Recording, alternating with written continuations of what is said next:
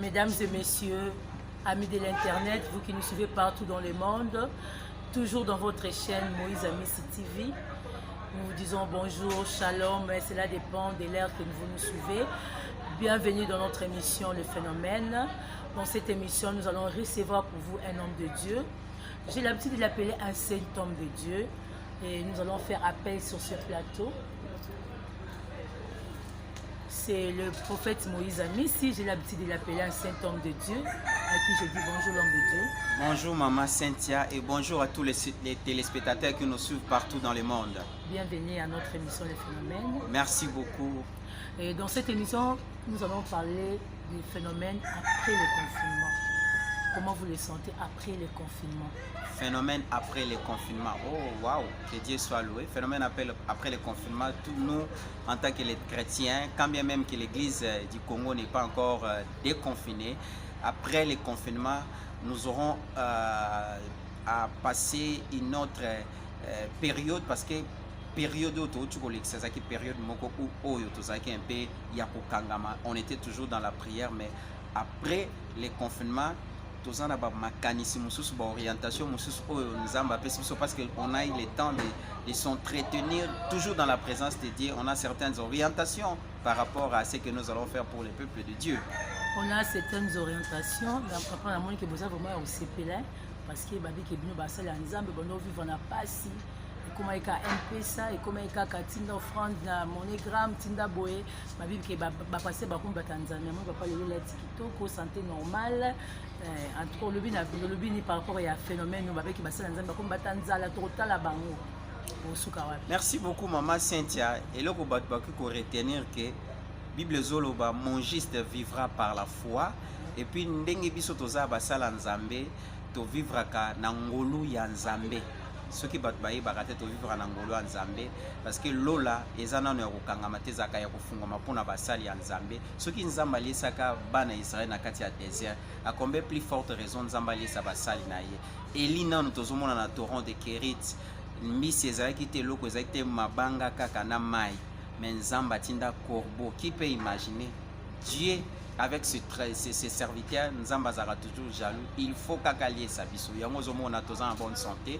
Quand même il y a certaines personnes qui disaient bah pasteur va pour sambwa. Biso to vivre selon Ngolo Nzambe. Pour vivre selon Ngolo Nzambe. Papa tout le monde a quatre période de confinement. Et na quatre églises Nzambe.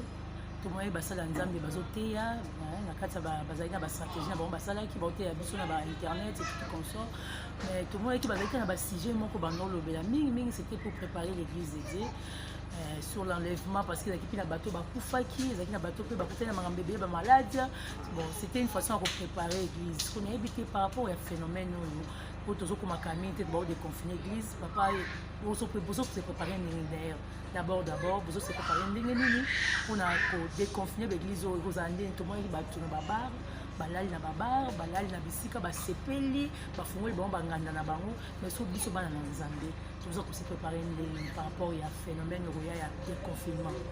Merci Maman Cynthia pour la question. Biso bana Nzambe tozara toujours prudent tel que la Bible nous recommande. La Bible dit soyez prudent plus que les serpents. Tous a déjà pris prudent par rapport à Nyon, surtout soit déjà ba mesure. Na ba Nzambe tous ko informé ba que des confinements biso d'ici là ici à la République démocratique du Congo, mais mutu Nyon soit ko respecter distanciation, à ko respecter masque naé pour la protection, mais ba programme na biso kozonga nango normal parce que même à l'ère où nous sommes sont en train de chercher des stratégies même de l'intercession avant même que l'église soit confinée, même 2 ou 3 personnes tous préparer moto wana to bandaka na malili moko bo songolo te meto banana moto quand bien même nous les responsables on peut avoir notre fait parce que nous sommes toujours dans la présence de Dieu mais il y a certaines personnes bazaki pe na temps ko na ba internet te na ba YouTube te peut-être ba ko comme refroidi mais entre temps on se prépare petit à petit même avec les intercessions pour atteindre l'objectif, c'est-à-dire moto et zala, to bandana moto, c'est alors que Nzamba va se glorifier. C'est alors que Nzamba va se glorifier, nabi ki boza ebele, bate balandi na ngai, émission na bien bolinga toujours les phénomènes, nabi ki boza ko s'abonner massivement, na pesi molandi na nga monene na France, Adèle Djoko, Nadège Lotendo l'animas, nabi ki bolanda toujours émission na bien bolinga ngo mingi, boza ko s'abonner. Papa phénomène après déconfinement oyo tozaka na phénomène wana église ya nzambe estce balembaki te lobi ke toza kose préparer mais estce bana nyonso to ya nzambe bakutaki te bazongelaki makambo mokili te ere tobi ke bozosambela estce bato nyonso to bazaka na chaleur wana estce lelo église ya nzambe tokobaki après le confinement après le déconfinement pardon le confinement lelo toza na déconfinement estce bana nzambe baza toujours na chaleur ya bonzambe to bazongeli mokili te bakomi bapayen te ozomona te ke epesi bino mosala en tant que basala ya nzambe bozongeli so na mosala ese bozongela so na matière élémentaire to bozongela so na matière epakwa to bozongela makambo ne papa. Merci beaucoup Maman Cynthia pour la question oyo. En tout cas, les constants obiso to sali en tant que leader des opinions, en tant que pasteur autozo ko encadrer na monde entier, to remarquer à ce que bato bazalaki vraiment attaché mingi na basala nzambe na ba père spirituel na bango na basala nzambe na ba téléphone na ba YouTube na ba WhatsApp ko bondela à tout moment bato bagardaki moto wana. Et je ne pense pas après les confinements les gens vont encore s'endormir parce que na kati ya confinement eza na bato mususu bayambi Yesu na kati ya confinement eza na bato mususu oyo bazongeli nzela ya nzambe. Je crois bien après le confinement il y aura un grand réveil. Et puis par rapport à matière oyo peut-être bandeko mususu bandeko te parce que nous prêchons les messages depuis longtemps même de sanctification, de préparer les hommes de Dieu pour l'avènement de Christ. Mais il y a certaines personnes ils ont profité de parler ça seulement pendant cette période de déconfinement, pendant cette période de la crise sanitaire parce que la COVID-19 a semé la terreur dans le monde. Mais nous, comme c'est un message que nous parlons, c'est notre vie d'abord. La crainte de Dieu, la vie de sanctification, c'est notre vie. Même après le confinement, nous sommes censés de dire aux enfants de Dieu de se préparer parce que Maman Cynthia, nous les enfants de Dieu, on se prépare à chaque minute, heure, seconde, tierce parce qu'on ne sait jamais. On ne sait jamais. Vous avez belé. Papa, yo lobi ke batba église nzambe za toujours makasi, église nzambe za toujours moto, mais tout le monde peut na kati ya période oyo bato belé pe bazongeli mokili papa, bazongeli masanga na ibande ko belé mususu babadaki na kati ya bonzambe mais babi ke église ekangami to sala nini. Nzambe tobosani est-ce que vous avez likambo ko loba bona yebike bazé belé na nyonso ba olanda biso ba téléspectateurs na biso na monde na yebike papa Ted na Londres na émission mingi le phénomène azotala ngo papa olobini mpona ba déconyo surtout libota na nzambe o basi kolemba basi ko bungisa like basi ko zongela mokili bakomi bapagano olobini mpona bango parce que l'église ezofungama bien sûr mais est-ce que baza prêt ya kozonga directement to bazaka baotika na makambo na bango mabe bangosa. eloko tokoloba mpona bandeko wana bible ezoloba mon peuple périt parce qu'il manque de connaissances parce que tomonaki lorsque badéconfinaki Kinshasa awa la République démocratique du Congo tomoni bato mosusu balangwe bato mosusu bakwei bato mosusu balali na baba bazosepela ya kosakana te comme l'église aussi il sera déconfiné les 15 tokomona pe effet wana mais bandeko tozoloba na bango oyo wana bazongeli quand même mokili soit bazongeli complètement mokili tozoyebisa bango après la mort il y a encore une autre vie. Cette vie est plus meilleure que ce que nous vivons ici. Nous sommes que des passagers. Ce qui a ce bateau, il y a un calcul d'abord, il y a âge na bango. Le lieu où nous avons 40 so sali calcul âge na yo tina 2050. Est-ce que vous avez la vie na osenga na bango bande bozonga na nzambe parce que l'âme qui pêche c'est celle qui mourra. Kotika kozala esclave ya péché eza nango na importance mon côté.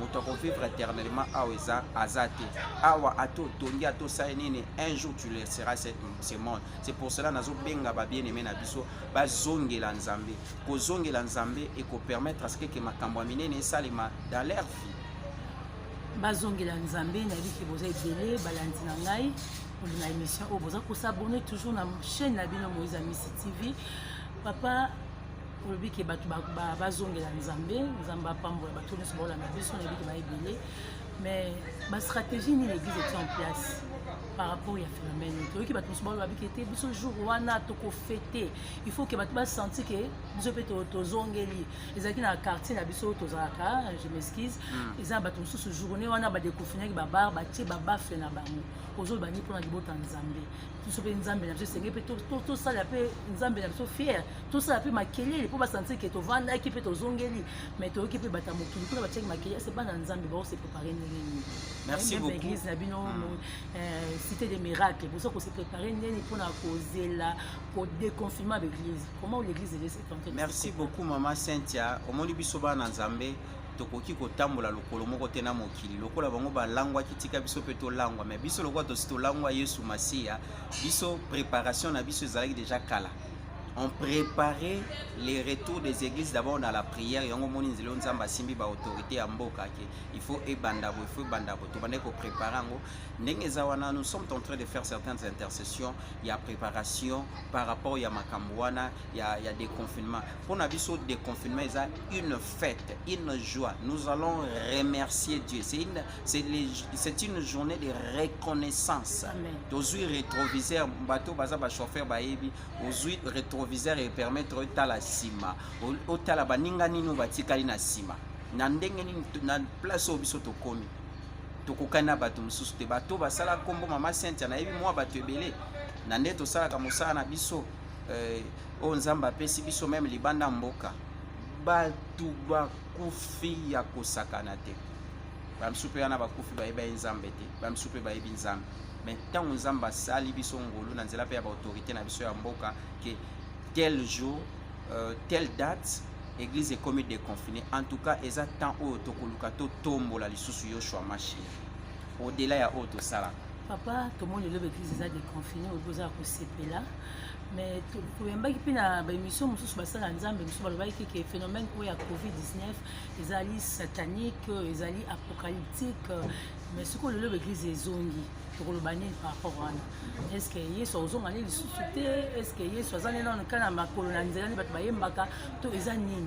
qu'est-ce que vous dites par rapport à ça? Ce que je peux vous dire maman Cynthia à ce qui concerne toutes les analyses que les hommes de Dieu font ainsi de suite Jésus-Christ akoya par rapport au fléau où il frappa qui monde. Vous savez, Dieu peut permettre à ce que quelque chose arrive dans le monde pour que on ne peut jamais toutefois attribuer au diable parce que avant que les kambo et salama Bible lobi ya zalaka hauteur ya makamunios ayebi de A à Z. Ce qui s'est passé, c'était quelque chose ils appellent signaux ya ko lakisa biso que nous devons toujours se préparer parce que koya Yesu ezaka te que tout le monde aebo même les gens le lonzamba longoli souffle na bango tana bango déjà coquille si il marchait dans la crainte de Dieu le jour de la résurrection la Bible dit ce sont les morts qui seront ressuscités premièrement avec qui seront ressuscités premièrement et maintenant ce montant pour faire dans Zambété au menu que ça m'en passe eza pasi papa na période au PKK comme toujours phénomène il y a confinement pendant le confinement tout ça na bateau pe ba perdaki papa na biki na monde ba belé même na Kinshasa awa eza na maman moko pe boya perdre na kati ya période ya confinement ba yibi ba biloko ni marchandise ni surtout à perdre ba biloko ni maman puta te kaka plus de 100 pièces mais ba 100 pièces ni surtout si ba tikeli ka 10 pièces à pamba eza pe ba tumususu ti lelo bazo lela mais ça les ongité malgré ba déconfiné mais bazo sala te na biki ozali mosako ya nkolo batebele balandaka biso l'émission où besoin de réconfort par rapport il y a un phénomène autocote c'est un peu étape mususu mais il y a des gens qui sont dans la crise d'ailleurs mondiale en tant qu'homme de Dieu pour leur passer un message ni ko transmettre bango pour na bibo Tanzanie ba perdre likia ba bungisi biloko pour bazolanda biso ba bandeko oyo bazolanda biso partout dans le monde pour ba perdre kondima la bango par rapport ya biloko oyo bazalaki nango soit atekaka asalaka bamisu balongwe misala bamisusu bazongi na bato paternel à cause ya ba circonstances onga na ebisa bango nazo ebisa bango boye bazongisa lisusu ka kondima na bango pa na Nzambe parce que celui qui a Jésus là plus que la majorité celui qui a Jésus il peut tout faire même si ozangi lelo lobby le lendemain n'appartient pas à un homme et puis ça met l'inzambe Bible zoba na biso to se troubler te pour na lobby parce que lobby na biso etali nzambe et loko est important même si obungisi kama même si obungisi ozaki nango olembate zonga na makolo nzambe parce que nzamba za capable ya kopesa au centuple na obungisaki wana partout au bozali donc ce que je peux dire yango wana pendant même ces temps ici bande konanga bobo kanzambe te totambola toujours na nzambe parce que en dehors de lui vie ezalaka te pe ekotikalaka kozala te ata obungisaki mama ata obungisi mwana ata obungisi biloko Mais laisse-moi vous dire que cela ne peut pas nous dire qu'on se sépare avec Dieu par rapport au matériel, parce que le matériel est koleka, ma camion se koleka, mais liloba na nzambe kotikala koleka ta mukolo moko te tokanga makana nzambe. C'est ça l'importance des choses. Liloba na nzambe koleka te. Je sais que vous étiez très nombreux. Papa, un dernier mot et vos coordonnées à tous les téléspectateurs qui nous ont suivis. Liloba ni ya suka pour le savoir. Liloba ya suka par rapport à l'émission oyo bandeko nyonso bazolanda biso dans le monde, c'est que je peux vous dire, il y a pas pays mosusu baza déjà l'église est déjà déconfinée, biso toza déconfiné awa d'ici le 15, toza déconfiné nazo bisa bandeko nyonso. Église ezalaki vraiment na kati ya mouvement moko to sibisaki yango pe par rapport ya ba fermeture à l'église dû ya ba maladie, mais cette fois-ci lokola déjà ba komi ko déconfiné biso to telema to ça la force moko. Donc to ça la force moko dans la prière et ko pesa force wana ekosala en sorte que moto wana ezonga lisusu na kati ya continent ya monde, parce que prière oyo biso tobandeki kosala oyo osalaka na Massachusetts, oyo osalaka na Kosovo, osalaka wapi nyonso wana ezali mpe na befe na monde ya molili. Yango nasengi na yo kolemba te, tika na kati ya présence ya Nzambe, luka Nzambe, c'est alors que Nzambe wana akosala mpona bacoordonné na biso. Comme tolobaka toujours tozali na ministère prophétique, peut-être ko benga biso au composé plus 243 81 00 47 211 plus 243 81 00 47 211. Soko bengi biso okozwa biso vraiment toko orienté yo na ba moi makambo pe ebele, mais ko bossa na Nzambe te. Bien aimé, après le confinement, et là c'était que Mabé et Sili, Mabé et Zali, le diable aussi a plusieurs stratégies, mais biso to kangama na Nzambe to tika na Nzambe, c'est alors que oya bongisi biso to revivre ngo na bomo ina biso Nzamba pambola bande nyonso. Nzamba pambola bino na biki bozaki ebele. Nous avons reçu pour vous l'homme de Dieu, le prophète Amissi, le prophète Moïse Amissi. Il est représentant légal dans l'église Cité des Miracles. Si Christ ne revient pas, nous allons nous retrouver dans la même chaîne, c'est le même numéro. Bye bye.